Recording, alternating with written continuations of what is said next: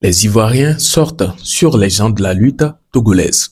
Alors cette affaire-là, c'est en train d'aller carrément loin, oui, parce que ce matin, si vous avez bien remarqué, en tout cas pour ceux qui sont bien branchés sur la chaîne, vous auriez vu que on a fait une vidéo concernant le sujet du Togolais ou bien des Togolais qui s'attaquent à Bibi Philippe de la Côte d'Ivoire. Et finalement, c'est devenu un truc comme vice-versa, quoi. Soit c'est ici, soit c'est de l'autre côté. Ce qui est sûr, chacun attaque l'autre de son côté. Et là, je pense que c'est en train de devenir une certaine guerre médiatique entre la Côte d'Ivoire et puis le Togo. Pourtant, de base, ce n'était pas l'idée. En tout cas, là, je pense que tout ce qui a causé tout cela, c'est l'affaire de Roselyne Layo. Mais bon, on n'est pas là pour l'affaire de Roselyne Layo. Nous allons plutôt parler de cette attaque-là. En tout cas, une dame qui sort et là a recadré de A à Z cette lutte des Togolais. Oui, surtout ceux qui sont souvent sur TikTok en faisant des lives et en s'habillant en rouge. Elle trouve que c'est une très mauvaise idée de faire de ces genres de trucs parce qu'elle a remarqué que ils avaient organisé une certaine cagnotte GoFundMe ou bien un truc du genre. Elle dit, cet argent-là que beaucoup ont cotisé, toute cette somme-là, ce que ces gens-là sont en train de demander au gouvernement de faire. Vu que le gouvernement, c'est vrai, il doit faire certaines choses, mais ils ne peuvent pas tout faire. C'est la dame qui le dit, hein. Ils ne peuvent pas tout faire. Au moins, ce GoFundMe là, c'est pas une petite somme. On peut prendre ça pour aller payer certains trucs pour ceux qui n'en ont pas, les hôpitaux et toute autre chose que Solon est en train de réclamer. Au moins, cette somme là peut au moins ajouter un plus. Mais ils l'ont pas fait. Ils ont mis ça dans autre chose carrément. Du coup, elle se dit que le but de ce qu'ils sont en train de faire, c'est juste leur propre bien.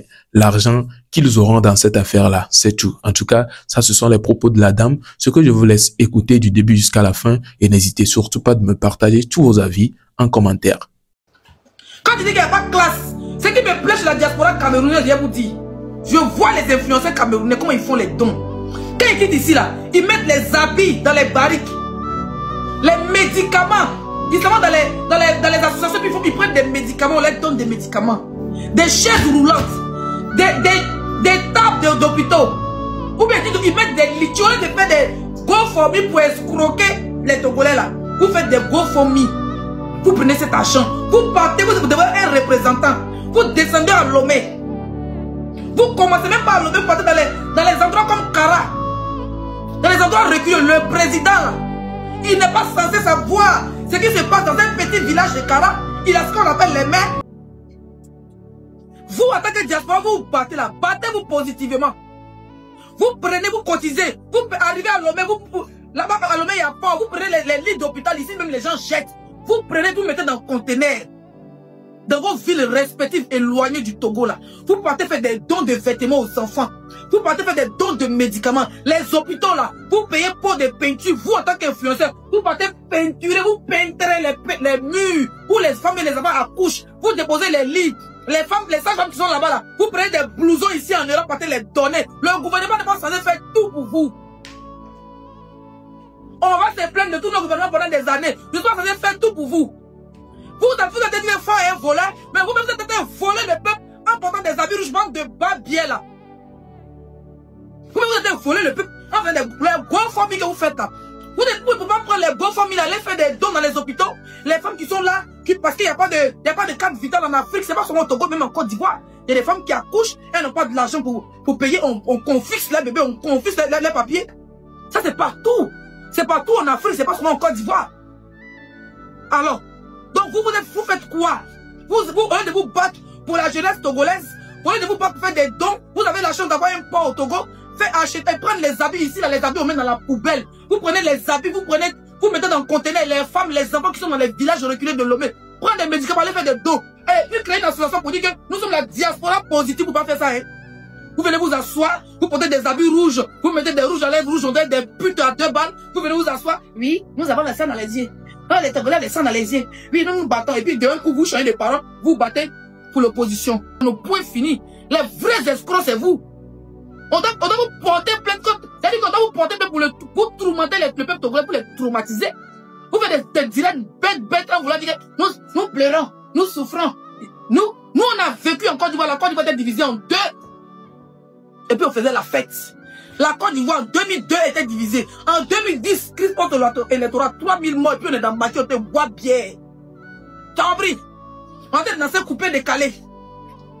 Jusqu'à quand les rebelles même dansaient, aujourd'hui ceux-là, mieux on libère leur pays. On a dansé quand on dansait les rebelles. Jusqu'à on envoyait d'autres artistes pour jouer dans les zones assiégées comme Boaké Korogo. Les artistes ivoiriens qui chantaient pour Babo, pour chanter au nord de la Côte d'Ivoire. Pour aller danser les Ivoiriens, parce qu'ils savaient que la Côte d'Ivoire était divisée en deux. Que les Ivoiriens qui étaient de l'autre côté là, ils ne sont pas tous des rebelles, ils ont besoin de vivre. Vous dites que vous battez pour le peuple, mais vous voulez isoler le peuple de Kara, soit disant que le président vient du Nord, vous êtes des maudits, vous êtes des terroristes, vous êtes des terroristes, vous, on doit vous attraper, vous licotez, vous mettez dans le premier avion pour vous envoyer à Lomé pour aller Nimi là-bas, c'est de ça qu'il s'agit. On va vous parler. C'est trop énervé même, il faut parler s'il te plaît. Alors, vous avez bien écouté tout ce qu'elle a eu à dire et ça reste pour son point de vue. Hein. Oui, elle a partagé beaucoup de dires. Il y aura beaucoup de personnes qui seront d'accord avec elle et d'autres non. Et là, ça reste vous aussi vos choix.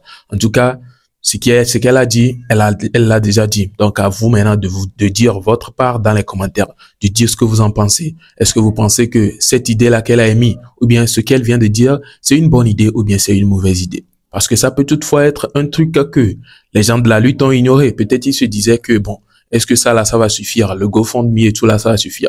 Peut-être cette dame-là vient d'émettre une idée ou bien vient de leur émettre une idée comme ça. Du coup, pourquoi ne pas appliquer cette idée-là? En tout cas, dites-moi ce que vous en pensez dans les commentaires et on poursuit avec cette vidéo. Vous savez, Roseline Lion n'est pas venue au Togo. Du coup, ceux qui se sont mis à l'attaquer comme Korole, qui est de chez elle-même, mais qui s'est mis à l'attaquer sans pitié, est revenue pour faire une vidéo et je ne sais pas si je vais dire de pardon ou comment, mais bon, il est quand même reconnaissant sur le fait que elle n'est pas allée. Bref, regardez la vidéo et nous revenons pour la clôture. Bon, je tenais déjà à remercier Roseline Lion d'avoir décliné son invitation à Kara. C'est comme ça. C'est pas une victoire, c'est pas une satisfaction, mais c'était pour te faire passer un message. Il a été peut-être fort, mais comme j'ai dit, il fallait compatir à la douleur des Togolais. C'est humain. C'est comme ça, ça pourrait arriver en Côte d'Ivoire. Mais comme je dis, ils t'ont servi d'appât pour faire passer un message devant l'opinion internationale en disant que vous pensez qu'il y a la guerre au Togo, vous pensez que le Togo est en période d'handicap, mais on invite des artistes renommés qui viennent, qui prestent et qui rentrent chez eux. Non, ça ne devait pas arriver. Donc je te remercie pour ça. Je suis peut-être allé fort, mais c'est comme ça qu'il devait passer le message. S'il te plaît, je tiens qu'à te remercier.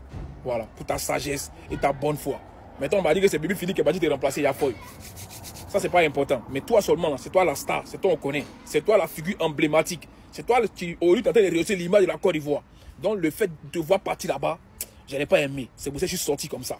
Mais comme je dis, je te remercie d'avoir respecté au moins les Togolais qui pleurent tous les jours sur TikTok, qui pleurent pour la libération de leur pays. Et que comme je dis, avec Corolla, il n'y a pas poteau. Quand je mène un combat, c'est de victoire en victoire. Nous sommes donc presque à la fin de cette vidéo. J'espère que vous avez tout suivi du début jusqu'à la fin et que vous avez aimé. En tout cas, surtout le côté où on peut voir la dame qui était en train de recadrer les gens en habit rouge et tout, qui sont les gens de la lutte togolaise.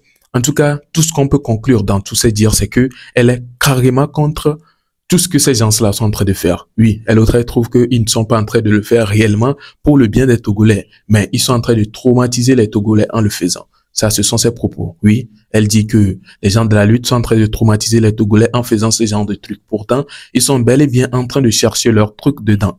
C'est pas forcément pour le bien des Togolais. Hein. Non, non, non.